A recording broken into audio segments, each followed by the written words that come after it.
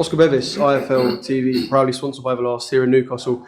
With Chris Eubank Jr., delighted to be joined by yourself, Chris, in a lovely setting, as I said, at St James's Park. You got that fight week feeling? Of course. I'm a couple of days away from getting in the ring. And this is actually the hard part. You know, it sounds funny to say, but yeah, once the bell goes, that's my life. That's what I do.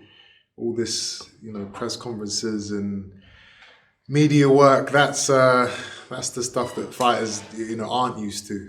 I am actually used to this stuff, obviously. I was going to say, you're not shy of a camera or two. No, I'm not shy, but I prefer to go in the ring, and I pick that over this. But it's all part of the job. Yeah.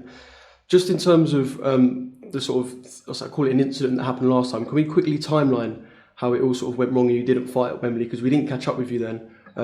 Literally, you've weighed in and then that night, the fight's off. Can you sort of timeline the events for us, Chris? I mean, I actually got told in the morning of the fight, on the Saturday morning, that the fight was off. But yeah, I guess he failed a medical exam and he wasn't cleared to fight. So that was it. When am I next out in the ring? That was my first question. They said maybe there's a show in Newcastle, we might be able to get you on that. Do you want to fight? In 2 weeks? I said absolutely. Get me in there because I want to fight again in December. And if we prolong this any longer than that, then I'm probably not going to be able to make that date. So here we are. Yeah, the logical step, Newcastle, massive card. And I can imagine, although it's only been a couple of weeks, a lot of pent-up frustration and anger that you're going to try and take out on your man on Saturday. I'm not going to say I'm angry. It's part of the job. I understand it. If the guy failed a medical exam, he failed a medical exam. Everything happens for a reason. Frustration, I was frustrated on the day, but after, when you realize there's nothing you can do, you get back in the gym, you work on what you need to work on, and you wait for the call. We got the call a couple of days later, we're going to get you on the show. And now we're here. So we're gonna go to work in a couple of days. Yeah. What can we expect from the man in the opposite corner on Saturday night? You will have to get him in front of your camera and ask him that. Yeah. Okay. Well, we expected maybe a little bit in the press conference because I know he said the odd thing on social media, but you did sort of have to force it out of him a little bit. I know you said that you can't sort of say that on social media and then come and play the nice guy. That was the sort of narrative, the way the press conference was going, and then click, I think. Did he call you a pussy, or did you? That word was mentioned. Something was said. No, he said that on social media. Yeah.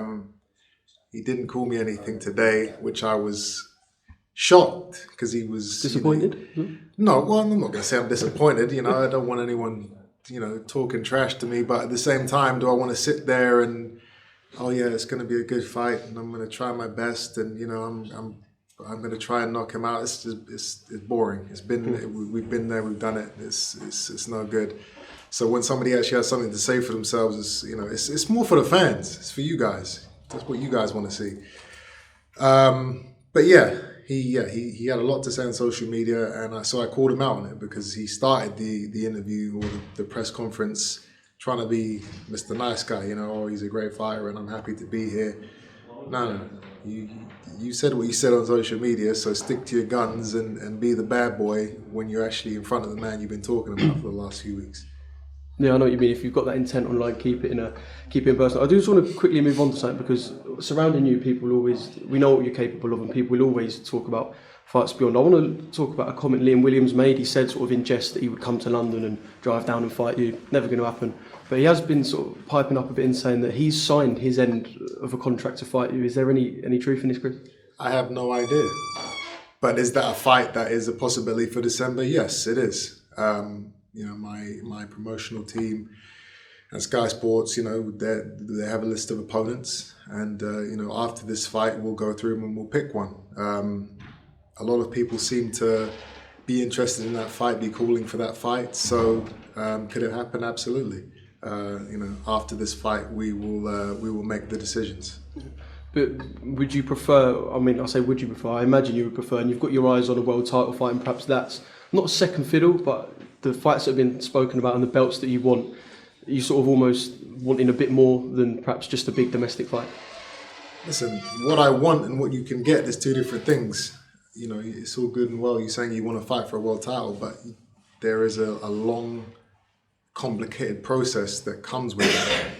You can't just fight for a world title, you know. So obviously that is our first port of call, but there have to be backups, you know, and that is a good backup fight. There are other good backup fights, but I've said it from December onwards. It's big fights, all world titles, and if we can get it, both. But yeah, it will be a fun fight in December for sure. Yeah.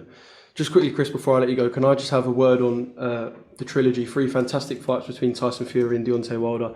Just a word on what, in general, them 3 fights ending in such a dramatic way as well, what they've done for boxing, because it has been it's been strung out over some years, but it has been brilliant. Yeah, listen, they both put it on the line, and that's all you can ask for or from a fighter, is to go in there and put it on the line and give it your all. Wilder went out on his shield. You know, he didn't.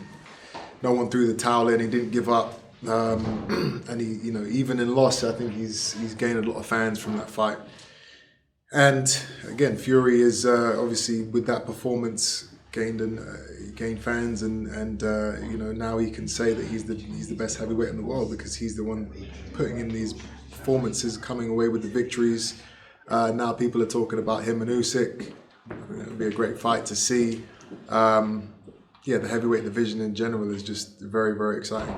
Yeah, and I say finally, just one more thing. We were shocked to hear about something that happened to your father when someone sort of nicked one of his hodl bags or something in the street. Is he all right? Is everything okay? He's Obviously, fine. you spoke to him. Yeah, it was a hit and run. The guy, yeah, he just come up behind him and just swiped his bag and dipped out. He definitely didn't recognise him, because there's no way you're trying that on scene. I have no idea, but you know, if he did, then he's a very brave dude. It's just one of them things, man. You know, when you're out and about like my old man is, eventually you're going to run into the wrong person.